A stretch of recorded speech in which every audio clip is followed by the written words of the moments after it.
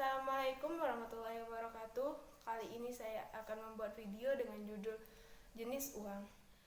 Yang akan saya jelaskan antara lain sejarah uang, syarat sah uang, fungsi uang, dan jenis uang. Pada masa sebelum barter.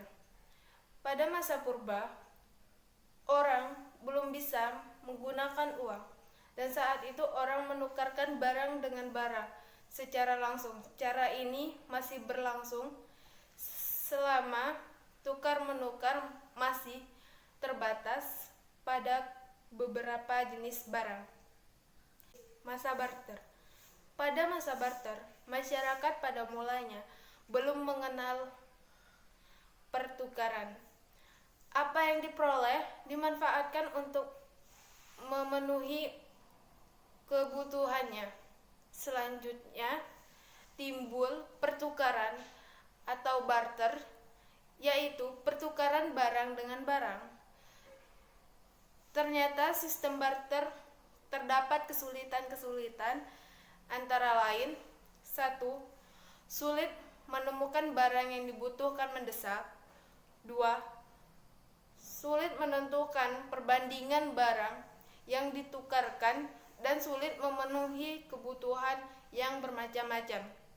Masa uang barang. Sistem uang barang merupakan sistem pembayaran yang menggunakan suatu barang yang berharga sebagai alat pembayaran. Pada masa itu, orang bersedia menukarkan barang berharga dengan barang yang dibutuhkan. Barang berharga itulah yang disebut dengan uang barang. Sebagai alat perantara, itu pertukaran barang atau uang barang-barang tersebut dapat diterima dan dibutuhkan oleh semua orang. Selain itu, uang tersebut dapat ditukar kepada siapa saja, mempunyai nilai tinggi dan tahun lama. Kesulitan uang barang antara lain 1. Sukar disimpan. 2. Sukar dibawa kemana-mana. 3. Sukar dibagi menjadi bagian yang lebih kecil. 4. Sebagian besar tidak bertahan lama. 5. Nilainya tidak tetap. Masa uang. Peradaban yang semakin maju mengakibatkan meningkatnya kebutuhan manusia. Hal ini mendorong manusia untuk menemukan alat perantara pertukaran yang mudah, praktis, dan mempunyai nilai. Oleh karena itu, dikembangkan jenis uang. Syarat sah uang. A. Acceptability dan cognizability. Persyaratan sesuatu menjadi uang adalah diterima secara umum atau acceptability dan diketahui secara umum atau cognizability. Diterimanya sesuatu secara umum atau penggunaannya sebagai alat tukar, menimbun kekayaan, dan lainnya. Tumbuh secara luas karena kegunaan uang untuk ditukar dengan barang dan jasa. B. Stability of flow. Manfaat sesuatu menjadi uang oleh adanya nilai uang. Oleh karena itu, dibutuhkan usaha untuk menjaga nilai uang tetap stabil atau tidak terhambat perfluktuasi. C. Elasticity of supply. Jumlah uang yang beredar harus mencukupi dunia usaha atau perekonomian. D. Portability. Uang harus mudah dibawa untuk keperluan sehari-hari.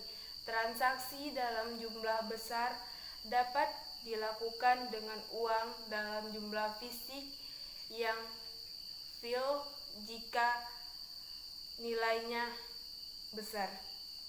Durability. Dalam perpindahan uang dari tangan yang satu ke tangan yang lainnya, nilai fisik uang harus tetap terjaga. F. Visibility.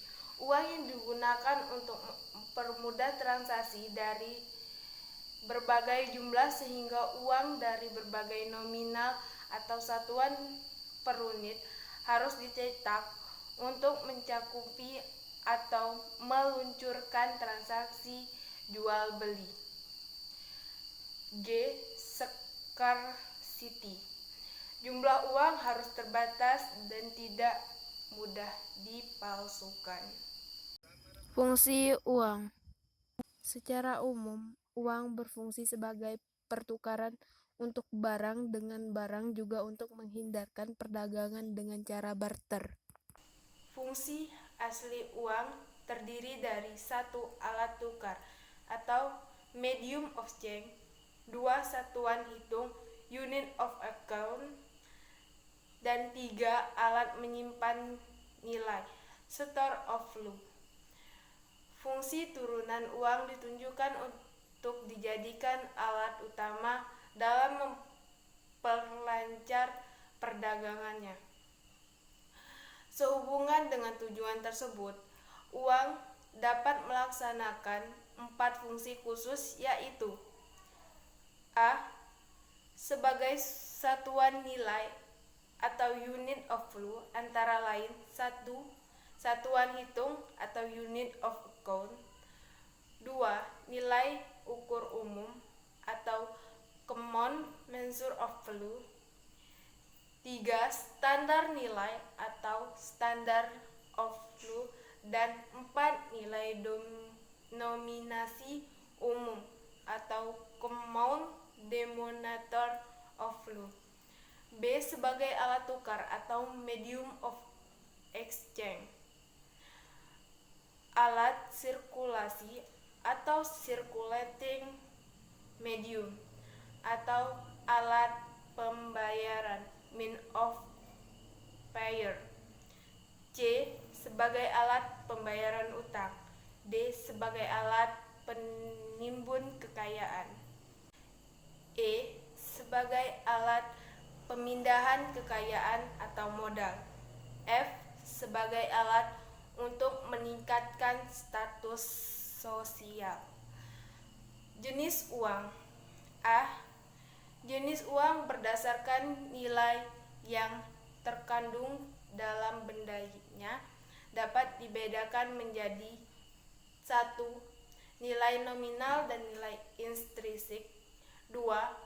Uang penuh atau full bodied money. 3. Uang tanda atau token money. B. Jenis uang berdasarkan bahan yang digunakan dapat dibedakan menjadi uang logam, memiliki 3 macam nilai, yaitu nilai intrinsik, nilai nominal, dan nilai tukar. Uang kertas adalah uang dalam bentuk lembaran yang terbuat dari bahan kertas atau bahan lainnya yang menyerupai kertas. C. Berdasarkan lembaga yang mengeluarkannya dapat dibedakan menjadi 1. Uang kartu atau common money. 2. Uang giral yang terdiri dari cek, bilget, giro, kartu kredit, dan whistle post. D. Berdasarkan wilayah berlakunya dapat dibedakan menjadi uang domestik, yaitu uang yang hanya berlaku di wilayah suatu negara tertentu. 2. Uang regional, yaitu uang yang hanya berlaku di kawasan tertentu.